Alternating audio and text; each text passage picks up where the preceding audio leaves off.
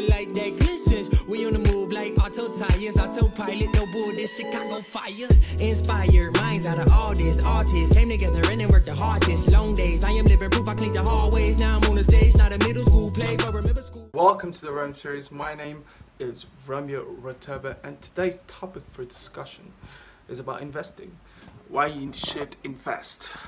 Let's give you some info about this. So basically, I was watching a live stream of one of my friends in England, and he was at his workplace, and him and his colleagues were having a discussion about cash in your hand versus cash in commodities, properties, investments. So the example that they gave, let me explain what they were doing first before I give my input. So he was saying basically, so if you were to go to someone in central London and rob them and tell them to give you all the money that they had on them, you wouldn't get more than £100. £100. Safe to say, 200 max. Okay. But if you were to go to other areas and get other people, and you would to do the same, some people even get grants. You get grants. You find some people have grants on them, who have bare money, bare cash. So the argument was that if you have cash on you, if you just have cash on you, that money you have is eroding because it is wearing away. It's not being used. The money you have is a waste, basically. It's a waste. If you have cash on you, if you have cash in your bank account, in a savings account, but you're just saving up for retirement, or maybe some people, they're old school, under your mattress. You have money under your mattress, so you're saving, you're putting in a safe in your house. You are misusing your money, and it goes back to having a financial education, which is very important. It's very important to have a financial education. Just a note on that is that everyone needs to learn about financial education. You have to search for it. It's something that you only get through either mentorship or self-education. So you have to go out there and look at these people who are successful, look at these people who are millionaires, who are billionaires, and they are rich, the richest people in the world, and find out how is it that they're doing it. What are the principles that they follow, that they use in order to keep, use, and to keep and reuse their money.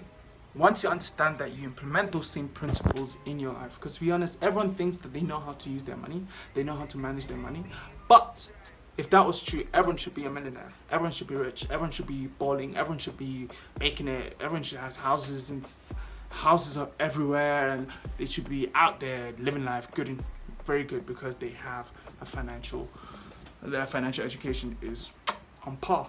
But that's not the case. That's not the case. How many people there in England, come on, brothers, sisters, or even around the world, like we struggle. I went through that phase as well, where you struggle on the third week of the month. Some people, it doesn't even take third week, second week, bro, you're already struggling because you misuse your money. You misuse your money. And sometimes it's not even a case of you're not even making a lot of money. It's a case where you have money, you're working, you're making money, but you just don't see that money through the whole month. Now imagine that case, imagine that's your case, let alone investing. Gosh, you can't even save like that. So you need to get a financial education. Search out there, get that information. Now, going back to that point. So he was saying that when you have money and you don't invest it, it's eroded. It's a waste, it's not being used. And money is basically an enterprise. An enterprise consists of two components, and that is capital and labor. Capital is how much money you make, how much money you have, how much money you've saved, how much, or investors that are there, or your side hustles, that extra cash you got there, and it's amounting bushaka. And then it's basically the money you have, okay? And then labor is entrepreneurship, working with getting ideas, seeing problems, and getting a team to solve that problem making a business. And when you include your capital, the money that you get from whatever means you got acquired it from, and you add that to that business, Bushaka, you have an enterprise, and that is money, that is cash flow. Bushaka. Now, to my point. My point is that, to add on top of him, which was spot on, I'll leave his what's this? Instagram in the description, so you can follow him, because he's gonna do some more live streams about that if you want to get more info on him from that. Cool. My point was to add on top of what these guys were saying, and that was that a very important aspect of we need to also remember is the depreciation of money. And that basically means that the value of money is going down every single day. The value of money is going down every single day. For example, I'm African. My parents used to tell me when they were in primary school that with 5 rands you could do a lot. You could do a lot with 5 rands. And I'm sure this is the case with everyone everywhere. I'm sure if you were to ask your parents how much money they used to have when they were younger versus and what they could do with that money versus how we are living right now, you'd be shocked. They could buy, for example, my parents could go to school with 2 rands, and that would be, that would be a buffet. They could have a buffet with 2 rands. Why? Because bread would cost, a full loaf of bread would cost 20 cents. 20 cents, milk 20 cents, Russian chips. They'll do Russian chips, milk, paloni, cheese, bushaka. They do a buffet on the table, my friend. Just by putting money together, they make 2 rands. Bushaka, they have a buffet that can feed 10 people. But now, in South Africa, bread, just bread, not the buffet, bread alone is 13 rands, 14, 15 rands. 15 rands for a loaf of bread. And during those times, the loaf of bread was 20 cents. So look at that growth. Look at how big that gap is. That is 14 times more. 14 times more, 14.5 times more than how it used to be. So what happened? The price changed. Why did the price change? The economy. Why did the economy change the price? Because of the depreciation of money.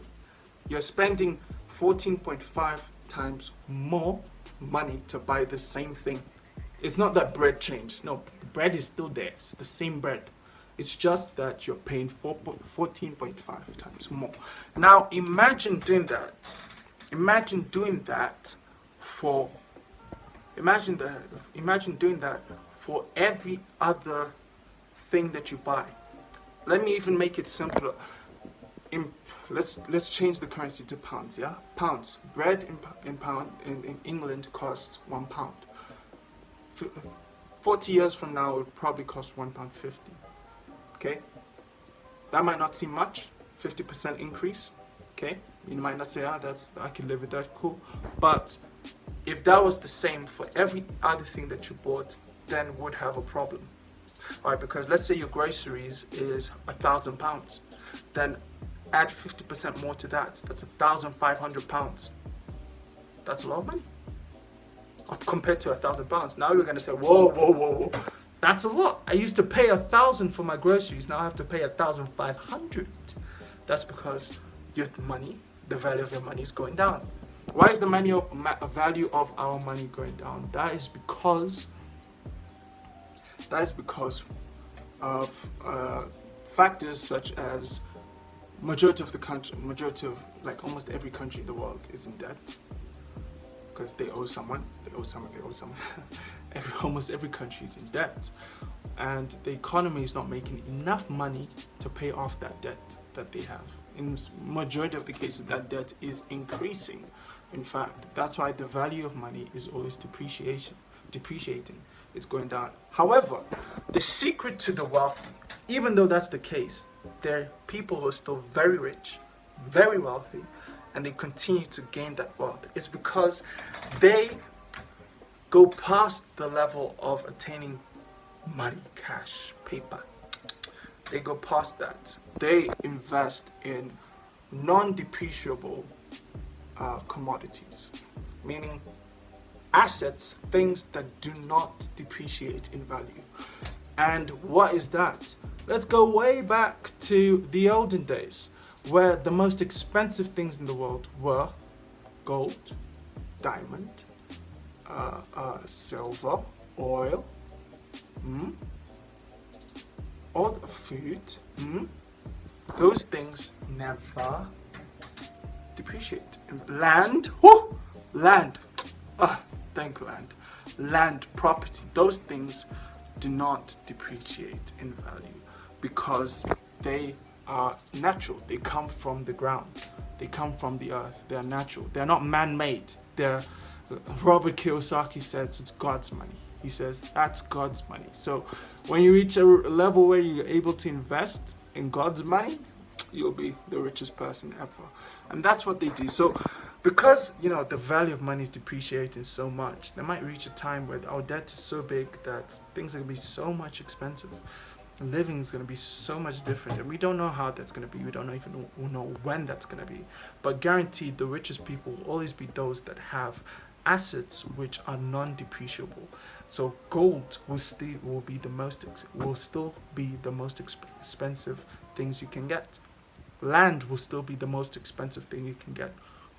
Diamonds will still be the most expensive thing you can get. And if you have that, then you have real wealth. Money is not real wealth. The real wealth is commodities that are non-depreciable.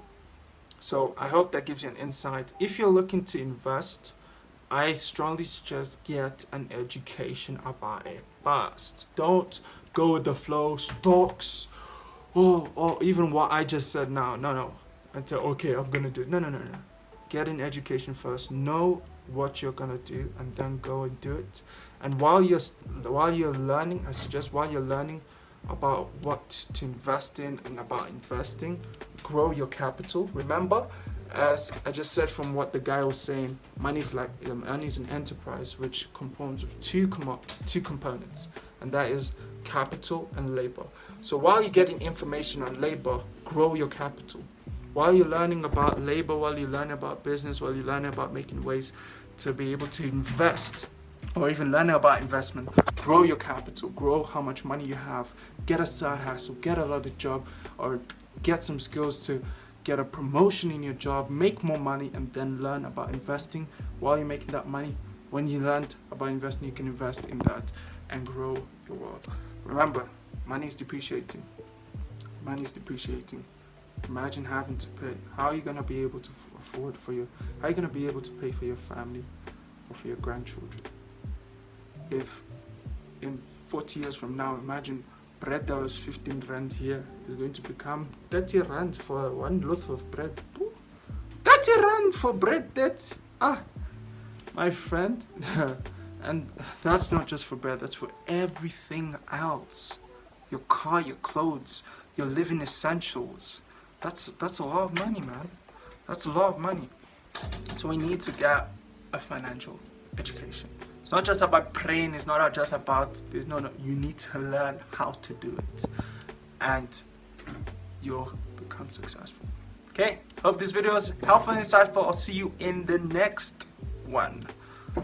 Bye-bye. Thank you.